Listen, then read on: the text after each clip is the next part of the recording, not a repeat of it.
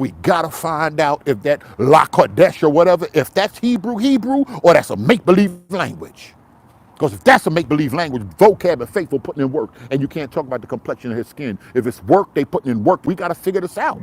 Greetings. Just today, I heard that Kelly Richardson is apparently planning on releasing a series of videos which will attempt to refute or expose certain Christian apologists who deal with Israelite issues, and that he's even putting debate challenges on his Facebook page, and even hinting that he plans on doing a video on Lashon Kodash, which is a subject of interest to me. I myself have made a few videos on Lashon Kodash, some of which have been hosted on the YouTube accounts of Vocab Malone and Faithful to God. And so, being interested in the subject, I took a peek at Kelly Richardson's Facebook page and saw this post here, which you see on your screen. So in this video, I'm going to briefly discuss this post that you see on your screen, this Facebook post.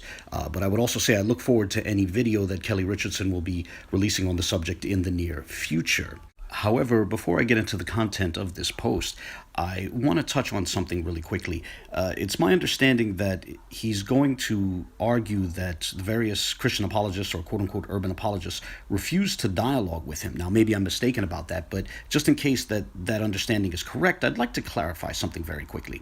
And that is that I myself tried to initiate a cordial and respectful correspondence with Pastor Kelly Richardson. Last fall, there was briefly some discussion about the possibility of having a dialogue with Pastor Richardson, whether via video chat or even over the telephone. At the time, it was my understanding that would be organized by Sister E and Faithful to God. However, apparently there was some sort of breakdown in communication or miscommunication, some sort of misunderstanding, and Pastor Richardson and Sister E came away with some sort of impression that we were unwilling to dialogue with him. So last March, I posted to Sister E's forum offering that perhaps instead we could have a correspondence on our various points of disagreement in her Facebook forum. I felt that her forum would provide a good neutral venue for that sort of a correspondence, and I also offered to her that a correspondence could be helpful because then we wouldn't have to engage in the messy work or the sticky work of trying to reconcile our various busy schedules. You know, one person could post their thoughts in her forum, and then when time permitted, the other person or other participants could post their thoughts, their responses, etc. Therefore, we didn't have to be on at the same time. And so I told her that I would attempt to initiate these correspondences by posting certain threads in her forum, and then, when time permitted, the correspondence could build from there.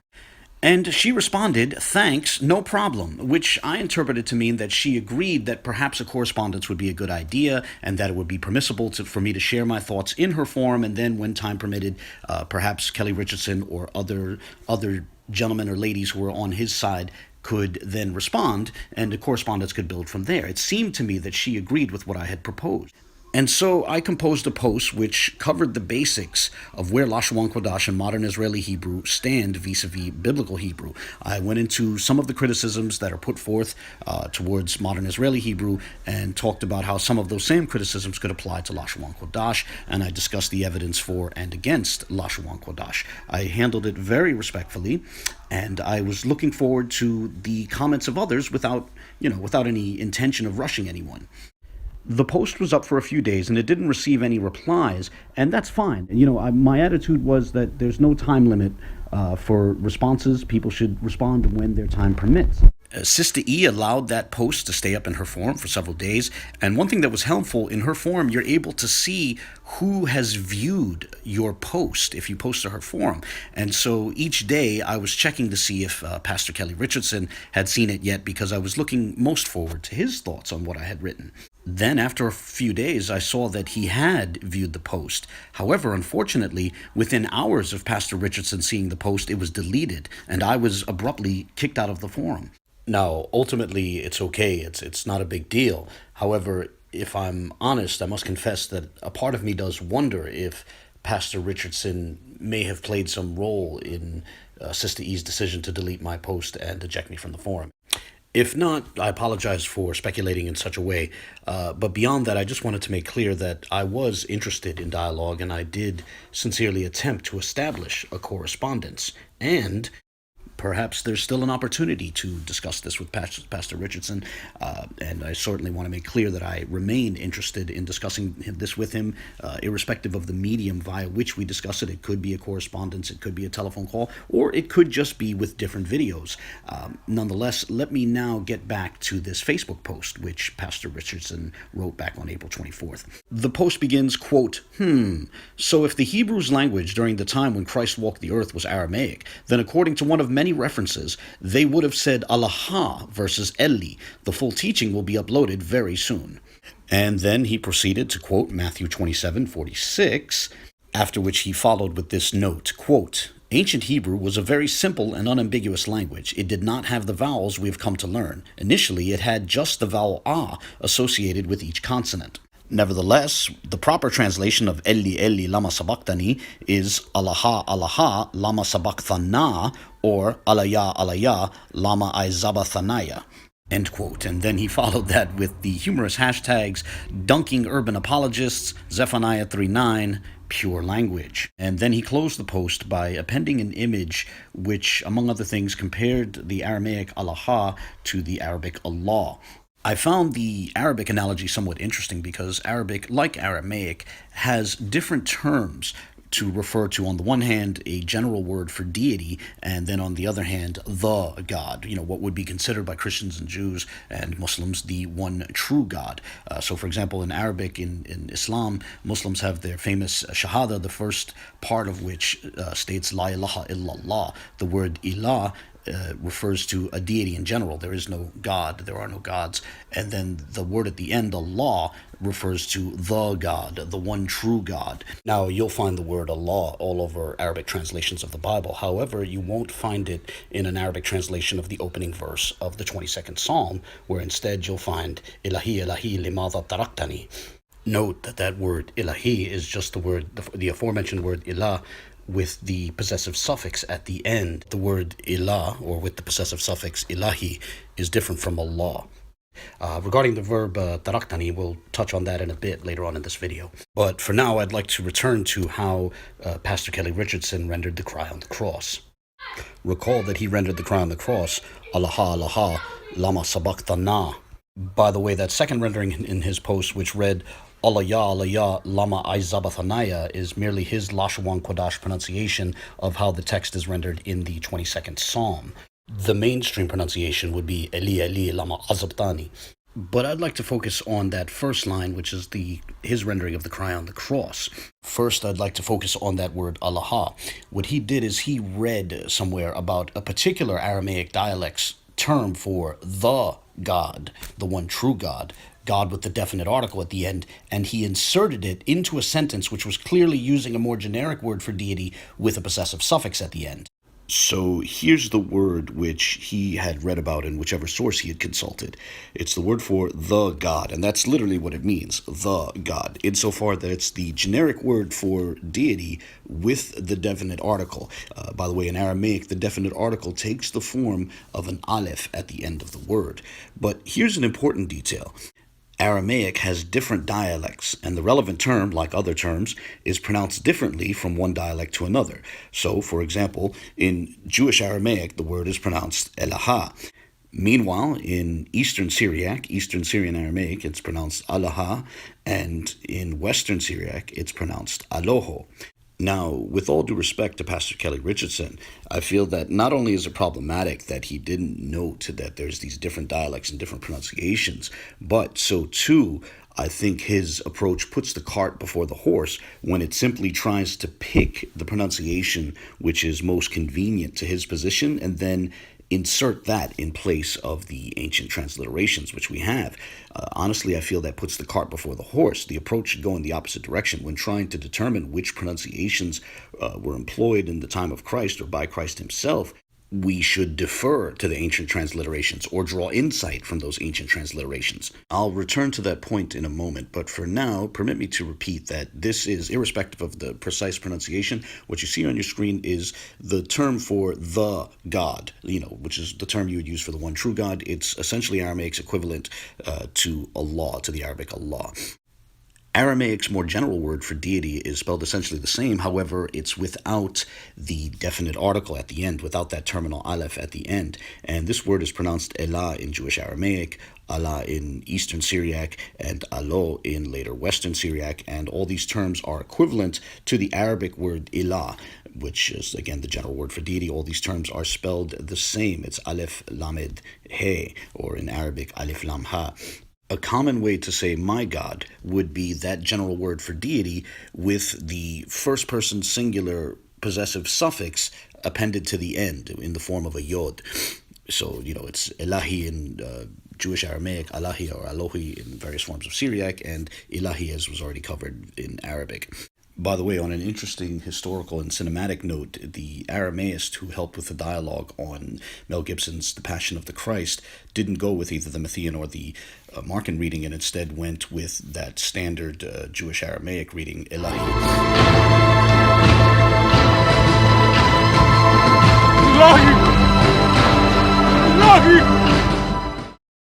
Meanwhile, Jewish Aramaic, which often overlaps with Hebrew, also has the term Eli.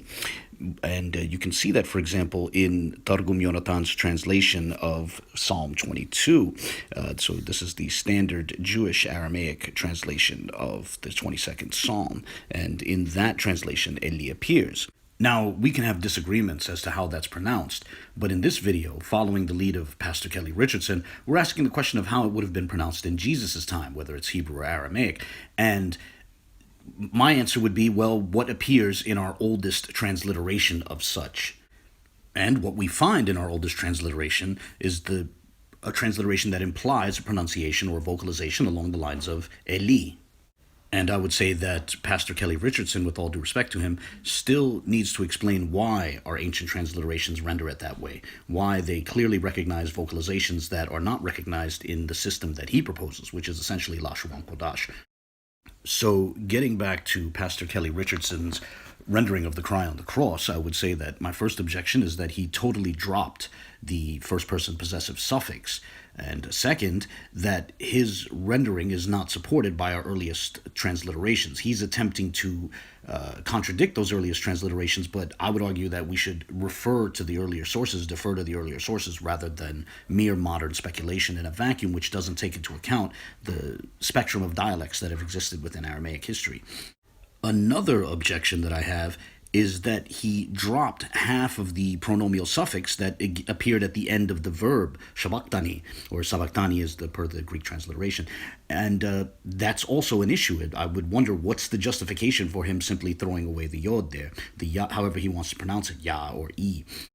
So let's take a look at this within a more broad Semitic spectrum. Recall that the verb is you abandoned me, or you forsook me, etc. The question was, why did you forsake me? Why did you abandon me? So on your screen, you see on the top line the biblical Hebrew verb that appears in Psalm 22, azabtani. Then you find the standard Aramaic translation of that, whether it's in Targum Yonatan or the Peshita for the 22nd Psalm, and that's shabaktani. And then finally, you find at the bottom the standard Arabic translation of that, taraktani. I'll use a bit of color coding to explain the structure of these verb constructions. In each case, the first three letters are the root of the verb. If that had appeared standing alone, it would have been third person singular perfect tense, or quote-unquote past tense for some. However, the verb was not rendered in the third person, rather was rendered in the second person, and that's what that ta or ta after the root signifies. It's azabta, shabakta, tarakta, you did this, you abandoned. And the last two letters are part of the first person singular pronominal suffix, who the verb is applied to, performed on, and that's ni, me, I.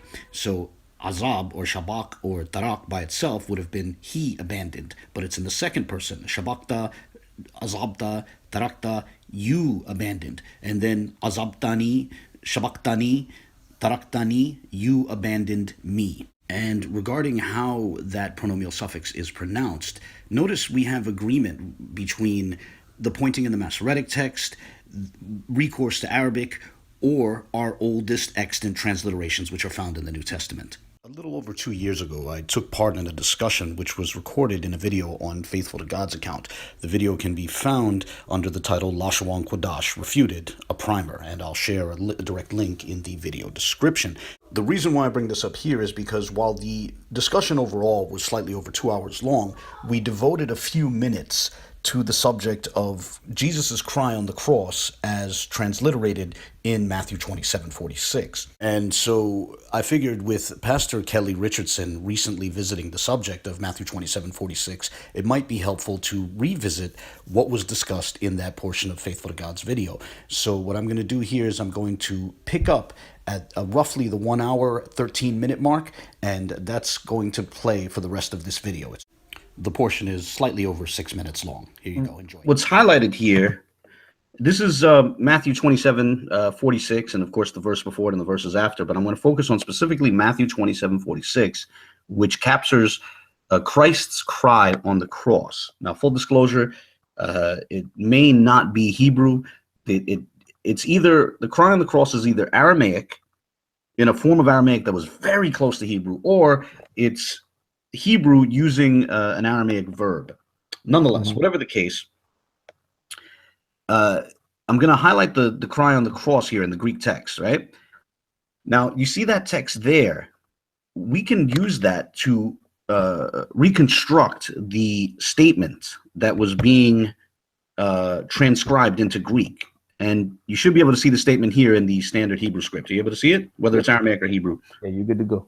Okay, so now full disclosure, the only thing that's up for grabs, this is pretty standard, the only thing that's up for grabs is the third word, could be the Hebrew lama, or it could be the Aramaic lema. So I'm just going to put a little yellow thing above that, whether it's lama or lema.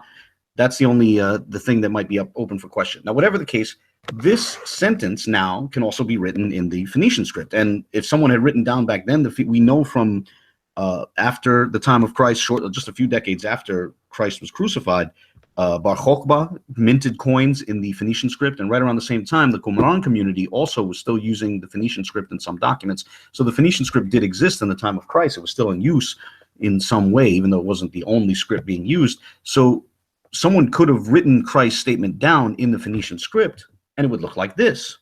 So there's the statement in the Phoenician script. Now, I want to make a point about how to pronounce these words. So, for example, I'm going to highlight the first two words, right? Eli, Eli, or in the proponents of Lashawan Kodash would say, no, it's pronounced Aliyah, Aliyah. But here's the thing. Suppose we were writing down how we think they're pronounced in the Latin script, right? In the Roman script. So they would write Alaya, right, for Alaya, and I would write Eli. We would write Eli for Eli, right? Now, this is significant because the way the Latin script works is even if you didn't have recordings of me and Chapash, us, and ISUPK or whatever, even if you didn't have recordings of our voices, you would still know how we thought these words were pronounced based on how we wrote it down in the Latin script, right? So if they spelled it Alaya, that captures their pronunciation, and we write it down Eli, that captures our pronunciation. So I want to zero in on this point. The Latin script captures the pronunciation. It captures the way the writer thinks the word is pronounced, right? The Greek text works the same way. So here's an example. The Greek text could have transliterated it alaya, just alpha, lambda, alpha, I'm sorry. Yeah, alpha, lambda, iota, alpha, alaya. They could have written that, but instead they wrote Eli. And it begs the question, why did this ancient source render it Eli instead of alaya? Well, let's just exactly the way we would say it's pronounced. That's the way it is in the Masoretic. Let's just call it for what it is, because the reality is that the pronunciation that Lashawan Kodash proponents promote didn't exist back then. Exactly, just didn't exist. And the reality is that here you have Christ. Keep in mind, Lashawan Kodash proponents will assert that Christ's name was Yahushai. So clearly, if his name was quote unquote Yahushai, he would have spoken the dialect, wouldn't he? But yet here you have an actual phrase that he spoke in Hebrew or in a form of Hebrew or whatever the case may be. And he says, Eli, Eli, lama sabatani? Like, again, why didn't he say Ahlaya, Laba, what was it? Laba Shaba Kwabatanya or something like that? Yeah, actually, that allows me to segue into the end. Let me, if you can see, I've highlighted the last two letters of the statement, right? because this is also relevant, right? So shabaktani, the ani at the end, shabakta is you did it, right? This verb, it's the shabakta is the verb in the past, past tense, perfect tense, and it's a second person singular, right? You did this, shabakta, or if you did it would literally be pa'alta or something like that, or you wrote would be katabtas, etc., right? The ani at the end is the first person singular pronomial suffix, right? It pertains to me or I. Now, that has relevance because it relates to the first person pronoun. The first person pronomial suffix is just sort of being contracted into the verb, and it corresponds to the first person pronoun. In English, the first person pronoun is I, or in Spanish, it's yo. So now I wrote down the first person pronoun in Hebrew. I mean, it appears on the screen in your lower left-hand corner. And it begs a question, well, how is that pronoun pronounced? Those who know Hebrew, standard Hebrew, would say it's pronounced ani, right? And they would say, no, it's pronounced anaya, or the Torah Night cats would say ane or something like that. But the point is that from this ancient transliteration, this 2,000-year-old transcription, it implies that it actually is pronounced ani, because if it was anaya or ane, that would have been reflected in the transcription. It's not anaya, clearly. Now, again, we get the same kind of situation. Greek could have easily produced it. Greek could have written anaya, right? Just alpha, nu, alpha, iota, alpha. Could have given you anaya, but instead they put alpha, nu, iota, ani. And that's interesting. The way they rendered the first person pronomial suffix implies the way they understand the first person pronoun to be pronounced. And I think that's quite interesting.